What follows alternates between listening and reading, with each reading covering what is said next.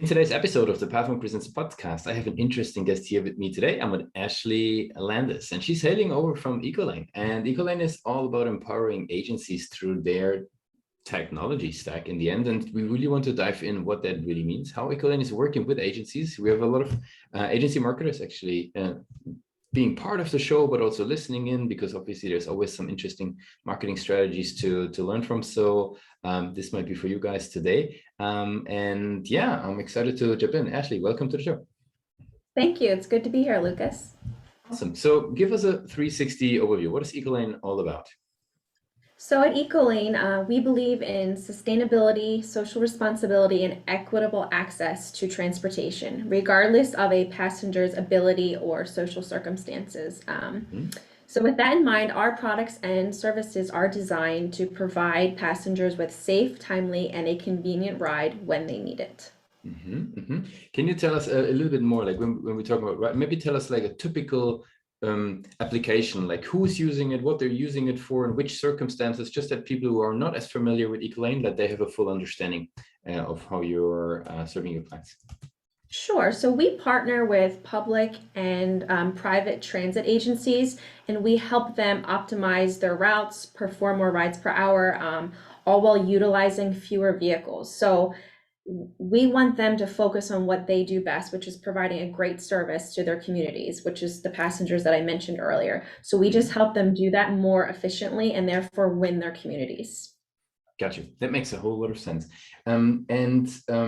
You mentioned those agencies, like who within those agencies is typically, a champion within their organizations for Ecolane? Is that like an operations manager? Is that maybe a fleet manager? Like what's typically sort of the scenario when somebody's reaching out to you guys?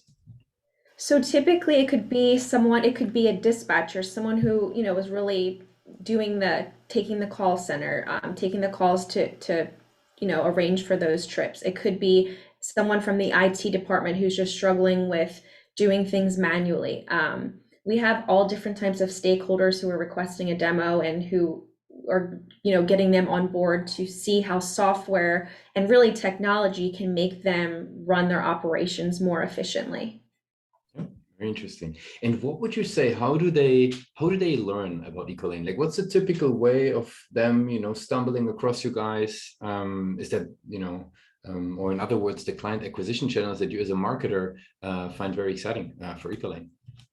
So the biggest way we really, the COVID-19 pandemic made it really hard because we were, everyone was stuck inside and we didn't really go anywhere, but it's ramping back up again. The biggest way we get through and see current customers and also hopefully new prospects is going to over 30 trade shows a year, all throughout the United States. Sometimes in Europe as well, we'll go. And we are a member of many transit associations, much like our customers that we're selling to. So there could be anywhere from 200 to over, that one in APTA we just went to had over 19,000 attendees. So that's really how we get face-to-face time with both current customers and people who we're trying to sell our services to. Gotcha. That makes a lot of sense.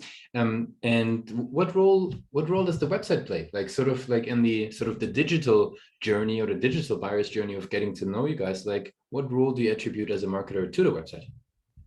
So the website is obviously a big part of it. We're actually going through a big website refresh right now as we speak.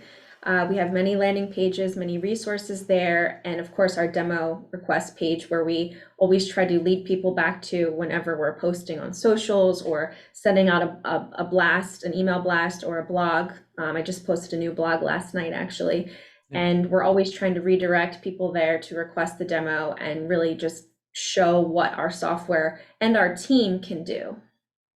Okay, very interesting.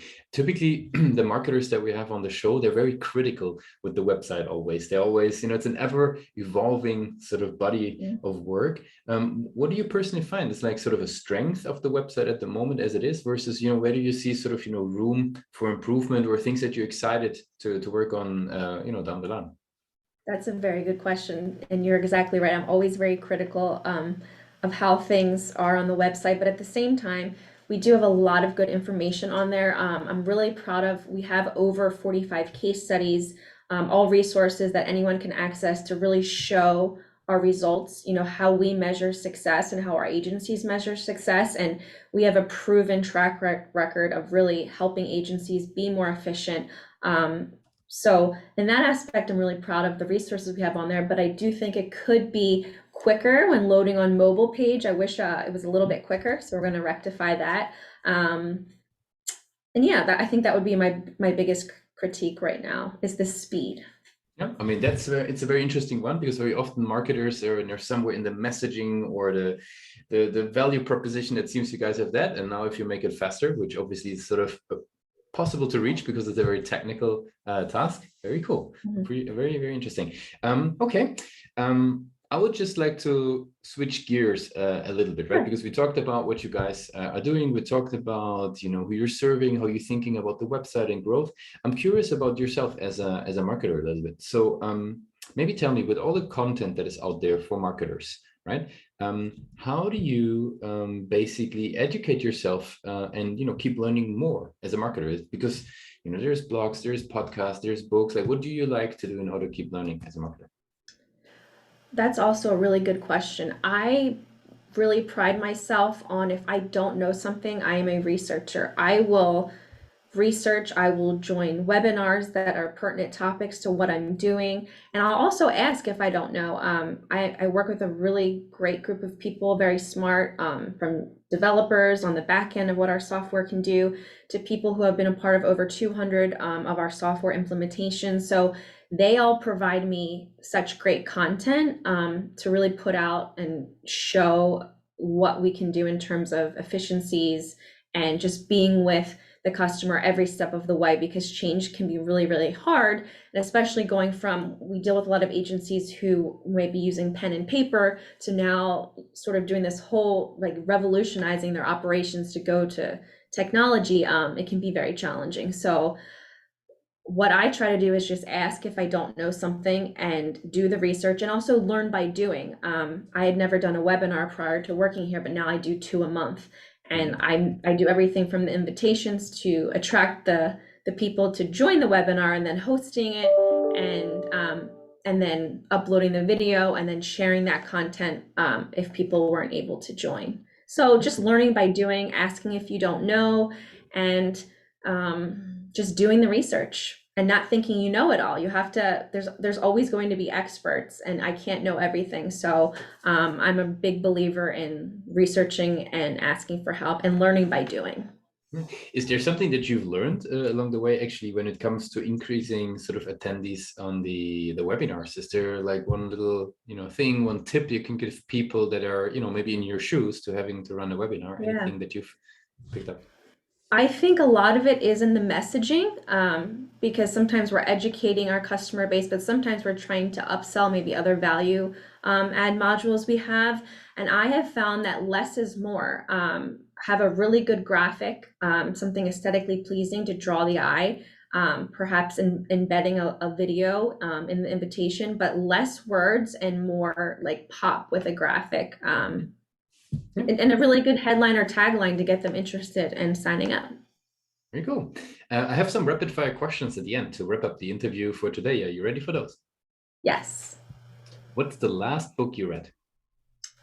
The last book I read it was by Carly Lloyd. I can't remember the name of it, but it's her autobiographical journey. She was a member of the women's soccer team, U.S. women's soccer team, of her journey to get from where she was to being one of the top female soccer players in the world. Here in Germany, we love that. We love soccer. So, yeah, I'm sure you've heard of Carly Lloyd then. Yep. Yeah. What's one single thing that your company is focused on the most at the moment? So I would say our company right now, our growth strategy is two-pronged. We're promoting the benefits of our solution to the agencies, like I mentioned, and we're really trying to address both vehicle and driver shortages. So what we do is we continuously optimize routes, helping them achieve productivity gains. And then we're helping their passengers, providing tools for their passengers that not only make their trip planning, scheduling, and booking experience seamless, but also in real time. If there would be no boundaries in technology, right? You have a magic wand. What's the one thing you would fix for your role today? I would say human error, mistakes, because everyone makes mistakes. We're all humans, right? So sometimes mistakes can be very costly, and I've made them myself. So if I could wave a magic wand, would be not to make a mistake. We never make mistakes anymore. That's it. That's a nice one.